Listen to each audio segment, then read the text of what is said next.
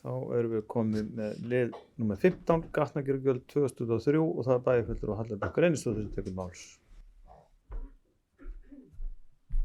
Forseti, ágætu bæjarfulltrúar, við erum komið til annarra umræðu, breytingar á gatnagerðargjöldum. Þar sem við erum náttúrulega tókum kannski umræðu það síðast, að þá er bara svona í stórum dráttum breytingarnar sem er lagðar til.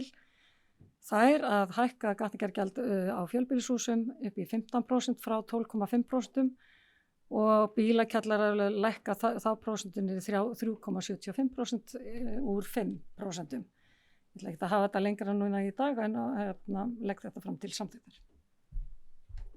Þakkum bæjarfulltrúi Hallbjörg Reynisdóttir fyrir orðið laust. Bæjarfulltrúi Gunnar Gunnarsson tekur til máls.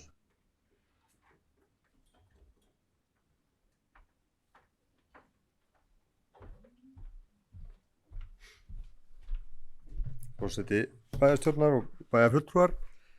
Ég nú bara að leggja fram bókun frá okkur bæjarfulltrúum Framsóknar sem nú samantekt af því sem að kom fram í máli okkar síðast, enda er málið það sama og ekkert nýtt í þeim efnum, en bókunin er svo hljóðandi.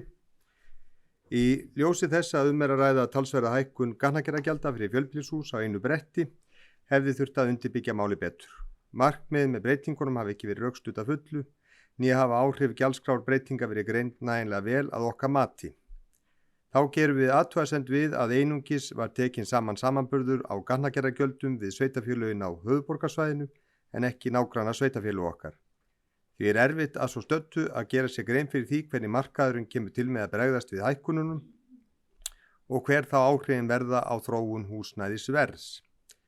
Það er full ástæða til þess að vanda sig meðan enn ríkir mikil óvissa í efnahagsmálum og mikilvægt að vinna ekki gegn markmiði Akureyrarbæjar að hér séu byggðar hagkvæmari íbúðir.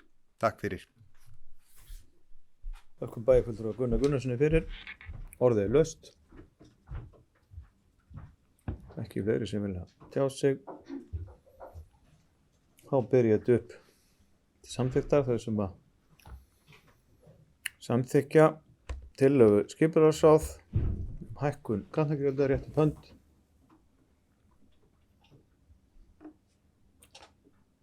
Já, teljarar eru þeir. Ég ætla að byrja ykkur rétt að betra upp hönd. Takk. Samþykkt með 8 þau sem eru á móti og 3 sem sitja hjá.